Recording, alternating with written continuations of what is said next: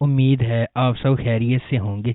اگر آپ نے ابھی تک ہمارا چینل سبسکرائب نہیں کیا تو اسے ابھی سبسکرائب کر لیں اور بیل آئیکن کو دبانا بالکل بھی مت بھولیں۔ شکریہ۔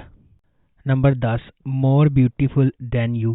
مور بیوٹیفل دین یو سیریز میں ایفسون کو اس کے گاؤں کے گھر سے گھسیٹ کر شہر کی افراتفری کی دنیا میں لے جایا جاتا ہے، جب اس کی طویل عرصے سے کھوئی ہوئی ماں دوبارہ نمودار ہوتی ہے۔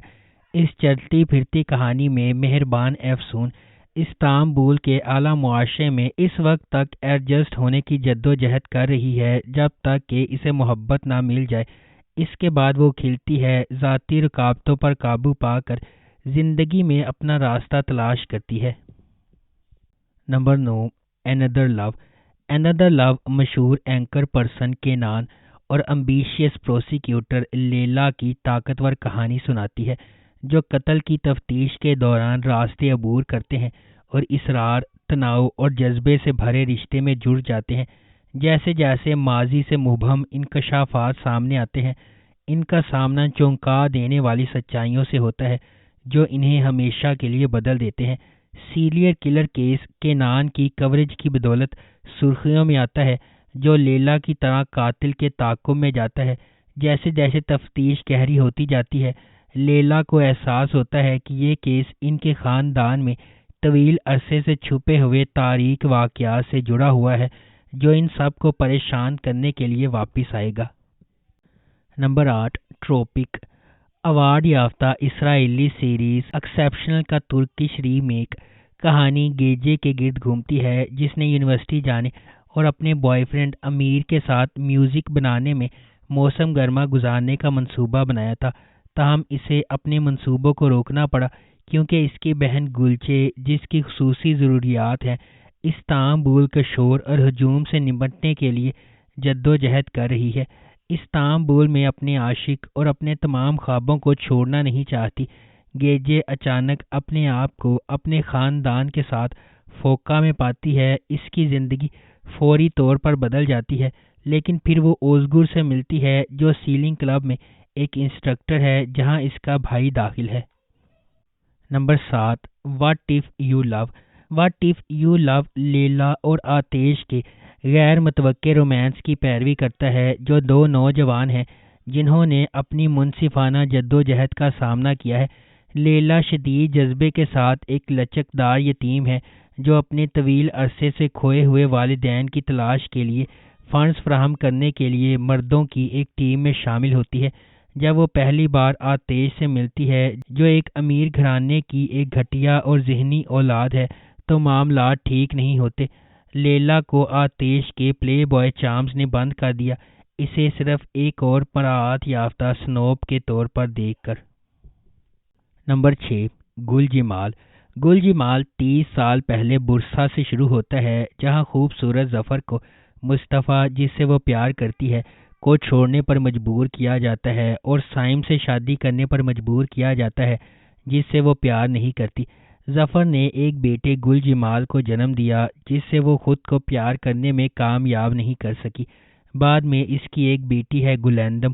اس کا خاندان ظفر کے سینے پر بوجھ کی طرح ہے، اس لیے جب مصطفیٰ برسا میں دوبارہ نمودار ہوتا ہے تو وہ اس کے ساتھ بھاگ جاتی ہے۔ جب ظفر پیگننٹ ہو جاتی ہے تو سائم نے خود کو پھانسی دے لی۔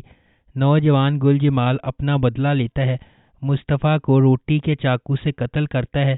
اسی وقت ظفر نے گل جمال پر لعنت بھیجی اور کہا کہ وہ کبھی کسی سے پیار نہیں کر سکے گا۔ Number 5، 100 years of miracle. 100 years of miracle ایک 130 سال کے آدمی علی طاہر کی کہانی سناتا ہے، جو ایک بہادر کمانڈر تھا جس نے ساکریہ کی جنگ میں لڑائی کی تھی۔ اس نے ایک مہنگی غلطی کی جو اس کی سپاہیوں کا موت کا سبب بنی، لیکن وہ جنگ کا رخ موڑنے میں کامیاب ہو گیا اور گولی لگنے کے بعد اسے واٹر آف لائف نے زندہ کر دیا۔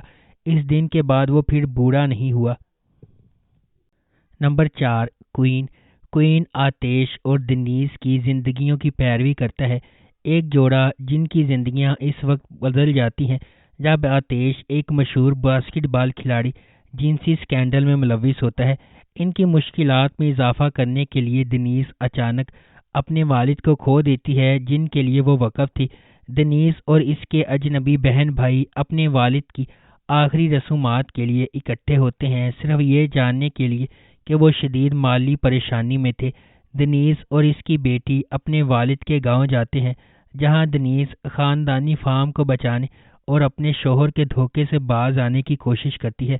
دیر اثنا آتش اپنی بے گناہی ثابت کرنے اور اپنی بیوی اور بیٹی کی محبت واپس حاصل کرنے کے لیے جدوجہد کر رہا ہے۔ Number 3، ego. 2014 کے کورین ڈرامے ٹیمپٹیشن کا ترکش ریمیک۔ ایلف اور ایرہان ایک انگیجڈ کپل ہے جو ایک دوسرے سے محبت کرتا ہے اور زندگی سے ان کی سب سے بڑی توقع شادی کرنا اور خوشگوار گھر بنانا ہے۔ ایرہان کے المناک فریب سے ان کی زندگی کے معاملات درہم برہم ہو جاتے ہیں اور ایرہان کو ایک قرض کا سامنا کرنا پڑتا ہے جسے ادا کرنا بہت مشکل ہے۔ ایرہان کے کاروباری دوروں میں سے ایک پر ملنے والی اس خبر سے ان کی زندگی اور نفسیات بدل جائیں گی۔ اگرچہ قرض جس کی ادائیگی تقریباً ناممکن ہے نے ان کی زندگیوں کو ایک ڈراؤنے خواب میں بدل دیا ہے، لیکن ایرہان کے بوس سیبل کی پیشکش ان کی زندگیوں کو ہمیشہ کے لیے بدل دے گی۔ نمبر 2، ان کراؤنڈ پرنسز۔ ان کراؤنڈ پرنسز استنبول میں ایک مشکل زندگی گزارنے والے 9 سالہ بچے مثال کی کہانی سناتی ہے۔ اس کی ماں کو دل کی مہلک بیماری ہے اور اس کا سوتیلا باپ ایک شیطانی ڈیڈ بیٹ ہے۔ صرف ایک مہنگی سرجری ہی مثال کی ماں کا علاج کر سکتی ہے، لیکن کچھ نہیں آتا۔ یہ رقم اکٹھا کرنا مثال پر منحصر ہے۔ اس تلخ حقیقت نے مثال کو ایک پیاری سی لڑکی سے ایک بے رحم دھوکے باز میں بدل دیا ہے جو اپنی ماں کو بچانے کے لیے کچھ بھی کرنے کو تیار ہے۔ یہ سب کچھ تب بدلنا شروع ہوتا ہے جب مثال اپنے نئے استاد ایوگن سے ملتی ہے، جو اس کے گھٹیا چہرے کو دیکھتا ہے اور اس کے اندر موجود روشن خوبصورت لڑکی کی پرورش میں مدد کرتا ہے۔ ایوگن اسے دکھاتا ہے کہ زندگی میں درد اور المیہ کے علاوہ اور بھی بہت کچھ ہے، اور جیسے جیسے مثال پھولتی ہے وہ اپنے آس پاس کے لوگوں کو حیران کن طریقوں سے متاثر کرتی ہے، لیکن ان تمام خوشیوں کے لیے وہ دوسروں کے لیے لاتی ہے۔